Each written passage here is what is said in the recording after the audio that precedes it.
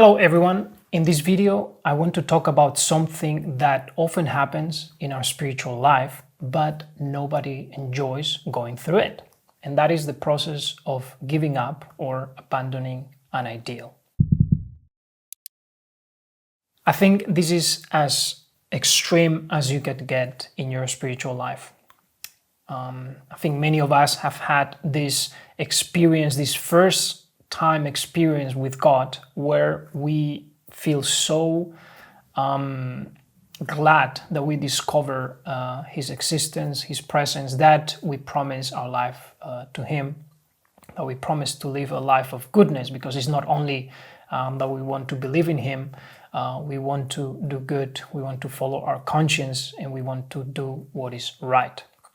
So we feel this massive inspiration and we feel so clear, and then we go to the other extreme when times are difficult, when things are not that easy, when we have doubts, and we are in a state that it is a possibility that we want to give up or that we want to compromise what we thought was the standard.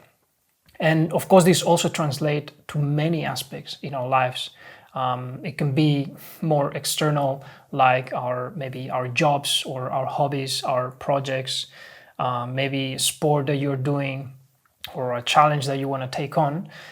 But it can also be more vulnerable things like your marriage. You've promised yourself to one partner and then you go through a time that is very challenging, and giving up seems like a possibility. It can also be with the community. Maybe it's been hard to live that public life that you promised yourself you would live, and then it's just hard to trust people. It's just hard to move forward. It's just hard to be around, really. It can also be with our own sense of gratitude towards life. We know we need to be grateful. We know that we can live life at our fullest, but then maybe you get sick and it's very serious, and it just feels impossible for us to stay grateful in those moments.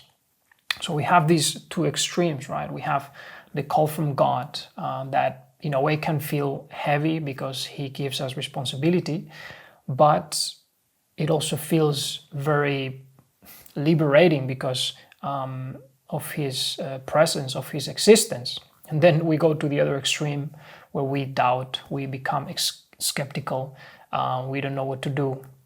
We want to abandon that ideal or that aim that we had.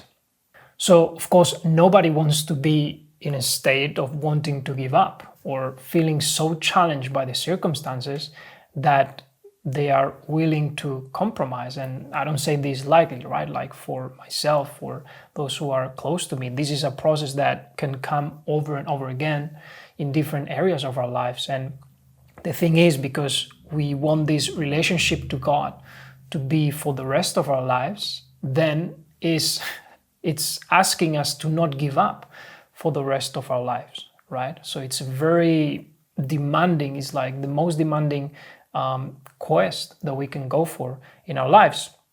And although it is uncomfortable and it's not pleasant to even reflect about it, I think because it happens so often and it's so present, we need to be able to spiritualize this. And by this I mean that in a way we need to be subject to this situation and not to be so afraid or so consumed by how we are doing that we just don't know how to move forward, right?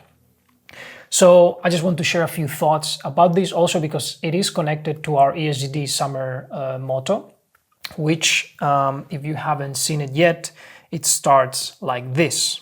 It says, "What shall we say when we come to offer our hearts? When fear invades but faith prevails? When we are at war with idols and yet fighting for our ideals? What shall we say? God, we go on." So this summer motto, "We go on," emphasizes this idea that, difficult times are here. And maybe we don't need to go too far. Maybe for some of you, it was in the past and you really had to deal with this crucial difficult, struggling time of your life. Maybe for some of you, you know it's coming. It's right there. You know, it's like something challenging is coming. But at the same time, for many of us, it's already here. It's what's happening in our daily lives. And when we look at the state of our societies, of our communities, of our families, we feel challenged. So in this first paragraph that I read, there is this phrase that repeats itself twice. What shall we say? What shall we say? You know, this was inspired by a Bible verse. And it's this idea that, you know, it is an important moment to say something. Whether it's a prayer or whether it's, you know, as a conversation, like what shall we say to one another? What shall I say to God in such a crucial time? Should I say, okay, I give up. That's it. You know, because the opposite of we go on is I give up, right? We make from the we, you know, the communal, the between God and me, I make it about I. We go on, no, I give up. I decide I am the one who takes a step back and give up, right? So it is important how we answer. What kind of words do we give to this situation? And yeah, that's what's going to be the summer motto. And I want to give a few reflections about this. And yeah, the first point that came to mind, it's okay, why we would give up something that is so important to us, right? It sounds almost paradoxical or even contradictory that when something is so valuable to us, we give it up. How is this even possible? And the story that came to mind from a personal experience is, the time that I did a marathon a couple of years ago. And long story short, I trained for it, marathon day. I wanted to go quicker, and soon I realized it was going to be very painful. The thing about my pain in my knees, which is what I was experiencing, is that I know that the moment I stop, it doesn't hurt anymore. So maybe it's like exhaustion, or I don't know what it is, that I can be running, it is painful, I can hold it, but the moment I stop, it's not painful anymore. So I think it was already halfway through that I was realizing, wow, this is going to be painful. And this is the thought that was very tempting for me. I knew while trying to accomplish my goal of certain time, certain meaning or whatever, if I stopped, it was not going to be difficult anymore. I wasn't going to struggle if I stopped. My pain would not be there if I stopped. And that was such a compelling, let's say, argument, because in the moment, it's not that I could have a deep argument with myself. It was more like the emotions, the pain that were talking. It's such a compelling reason to stop. Like nobody wants to be uncomfortable. Nobody enjoys that kind of situation. That is the reality. Nobody's looking for suffering.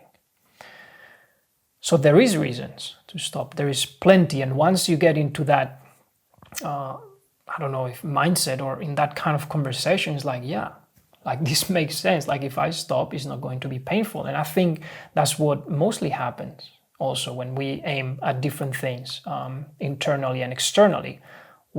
Because it's important to us, it puts us in a situation of struggle, and it just makes it difficult. And because it makes it difficult, because it's important, if we stop, it feels almost like a liberation.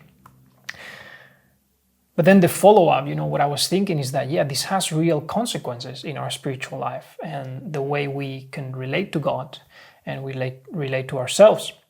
The first thing is that it really changes our story between us and God, because we've received this call from Him.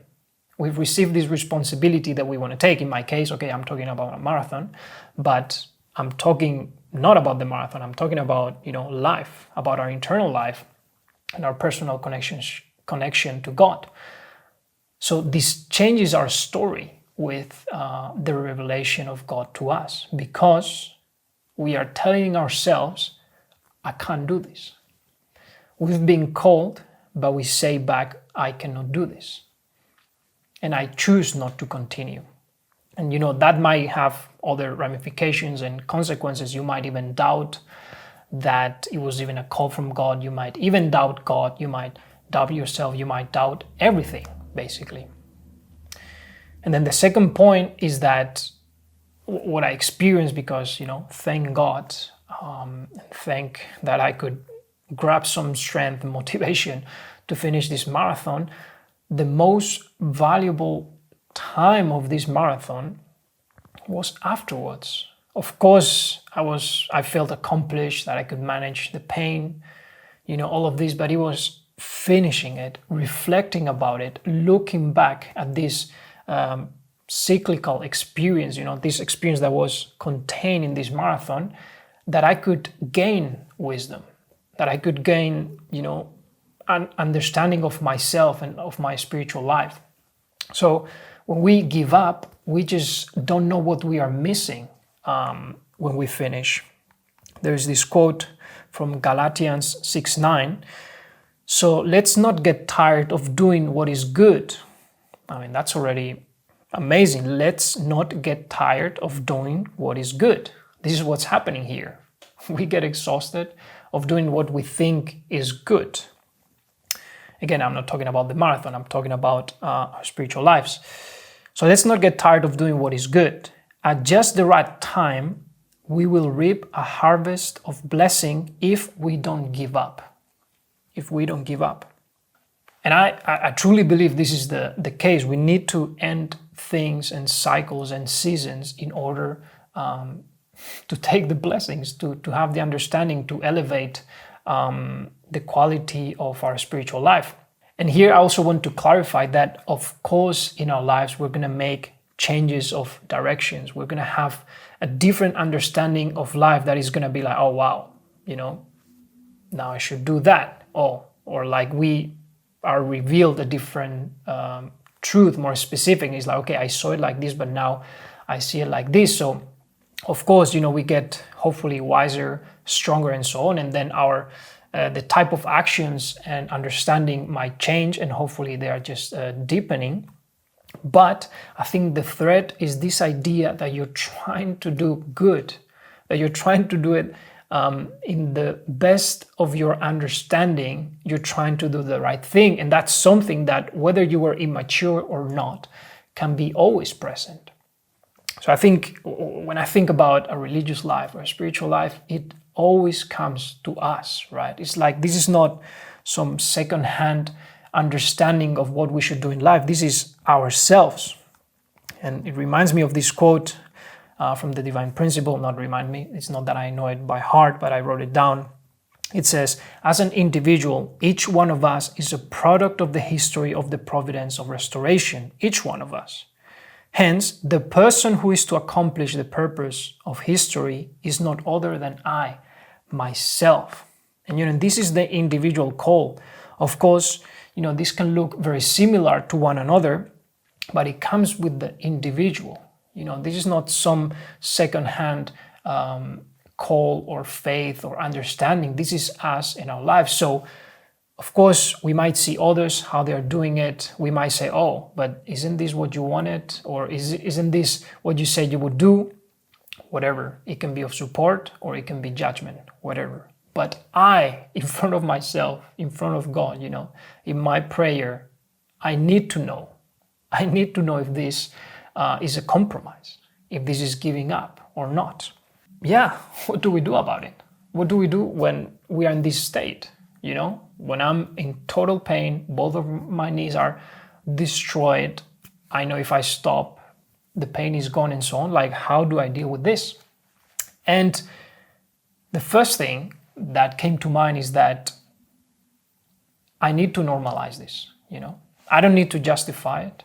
And I'll explain what I mean. I need to normalize this process. A few metaphors connected to this. Metaphors, examples, parallels. Giving birth. Recently, the Jensens, there was the first grandchild, big event. We are very happy that there's a grandchild in the house. The birth, right before a new life is born, the birth is such a painful and crucial time. It's so intense. I'm not a mother, I would not experience that, but you know it. It is painful. It is not an easy thing to go through, but thanks to that, a new life is born. The creator, the maker, the artist, how often it is that right before you're gonna finish something, it is the hardest. The highest doubts are gonna come because you know it's going to be finished. You know it's gonna be exposed into the world. It's not gonna be yours anymore. You feel very vulnerable. You feel a lot of doubt. How is it possible whether it's a masterpiece or not? This is what's happened to the artist. You get doubtful of what you're doing. Interesting. You can choose to finish or not to finish. The pilgrim, the journey, the call to adventure, the closer you are to the destination, the more exhausted you are.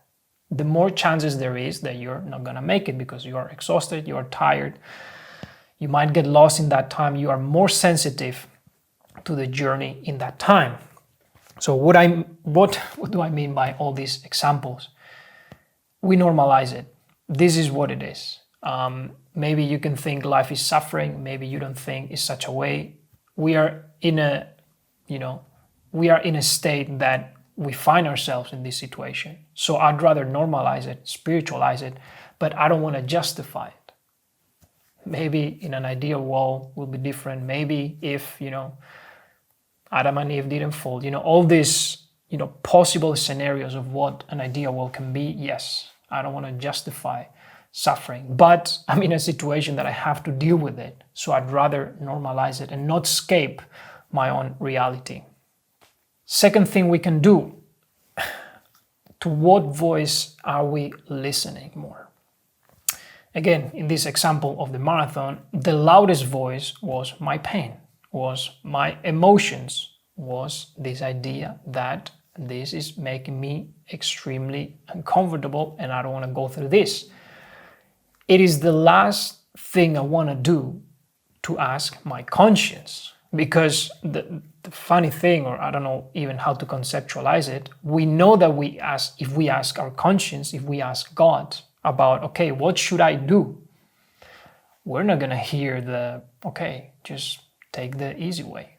Do whatever you feel like doing. Often it's like we are asked to do the hardest thing. This is what is our conscience telling us. Often the hardest thing will be to take a rest, will be to do something different than, just hard work. But what I mean is that in this moment of pain and of desperation, frustration, challenges, we don't want to ask our conscience because we might not like the answer. But my point is, this is when we have to. This is when we have to have access to this inner voice, because this is the inner voice that gave us the quest, that gives us the call. And if we are not willing to ask back, like to be reminded, hey, what was it why was I doing this? Why is this important to me? If we don't get an answer to that, if we don't ask again, then hardly we're going to find reasons in that moment. Hardly. There's not going to be like another reason that suddenly, this is like I'm having an epiphany in the middle of the worst time. It's like, no, this is a remembering of why you're doing such a thing. So what shall we say, right? What shall we say? This is what Father says about prayer in these situations. Prayer. I love it because what shall we say is also this power of, okay, this is important, and there's no better way, an important way of communicating with God than prayer. So this is what Father says in a speech called Time and Our Destiny Relationship, 1978. Do you think some ritual prayer in the morning or before meals will reach God faster? Or a showdown prayer about the destiny of the world? I guess showdown is kind of like an ending, or like a dramatic decision, a showdown. I'm not an English speaker, I hope that's accurate enough. And it continues, is God drawn to the millions and billions of people who just pass through each day, or to you when you have a showdown, something important? to say. Have you experienced such a showdown praying, saying, God, I will go on. I will even bypass you and never give up. I mean, Father, he's a genius, he's intense, he knows what he's talking about. So, when we are struggling, we look for comfort, and that is normal. It would be strange that we don't. But I think beyond the comfort, there is the meaning, and we want to be reminded of that within ourselves, and between God and us. And the third thing that could be helpful is to not make it about ourselves and how we are feeling, how we are sensing the situation. Another small quote from Father: the secret of not failing in a trial is that you do not live self-centeredly. I mean, this is the go-to answer to any struggle in our life. Make it for a higher purpose. Don't make it about yourself. And I think in previous videos, we've spoke about these things, and it's just true. When we are reminded that this thing that we are going through, this struggle that we are dealing with, this challenge that is so heavy in our lives, is not just for me, Even if you conceptualize it as in for God, that just gives us so much power. If it's for God, we understand that, He's giving us a task. He's giving us responsibility. He's giving us trust. If I don't do it, someone else will have to do it. That's how you build the kingdom. Someone has to do it.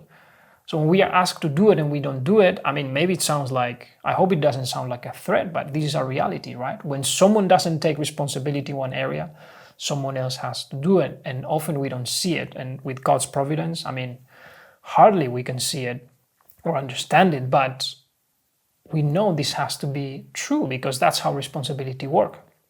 And when we think about our friends and our family, it's just a reality. When those around us are strong, it gives us hope. When those around us give up, it makes us doubt, or it makes us weaker, or it makes us at least struggle. When I was running the marathon, and please excuse me if I mention it too much, is that something that was really tempting was to see other people stop. And that was there on a constant basis. You would see it, and I'm not judging them. I'm not saying, oh my God, they are so weak, they didn't train or whatever. It's like, my goodness, if they are doing it, it's accessible to me. I can do it. I can give up in this situation. And yeah, at the same time, if it's the opposite, if those around me continue, it is encouraging and it is helpful. And if we think about doing this for other people, this is what we can call love. Because if we try to justify our struggles just for our own perspective, it is much easier to see it as, why would I do this? Again, if I stop, it's not painful. If I give up, it's not going to be painful. Why would I do this? But the moment I take this step and I think, okay, but this is for a greater purpose. This is for this specific person. I want to do this for my family, for my friends, for my companions. This access to, this love that can come out of the situation, it is truly powerful. And it can sound simple. It can sound maybe even cheesy, but it is a reality. It is a reality that for love, we are much stronger. We can do greater things.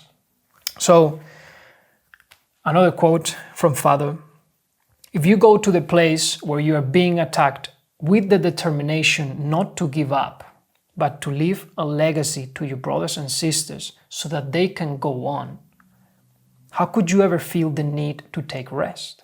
How could you even think of giving up?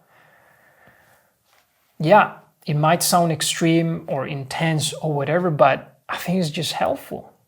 It's just helpful because, there is this type of spiritual life that we gain when we do it for love, for those around us, or maybe not even for those around us, that we can just gain so much strength. And, as I said, if you want to answer any question about spiritual life, do it for true love, do it for the sake of others, you'll probably be right. But the problem is, okay, how to actually accomplish so and do so. So there's more to say and to unpack, but yeah, that we will do during the summer workshops. And yeah, if you are interested, you can check the information below for the 3 workshops that we have for different age ranges. And yeah, I guess connected to the motto, there is this sense of we go on together. And yeah, that's also a blessing that we have as a community, that is not just the I, right? And we want to be true companions to one another. And yeah, that we can answer to one another with this sentiment of we go on together. Thank you for listening. I hope it could be helpful in some way. And yeah, until the next video, God bless.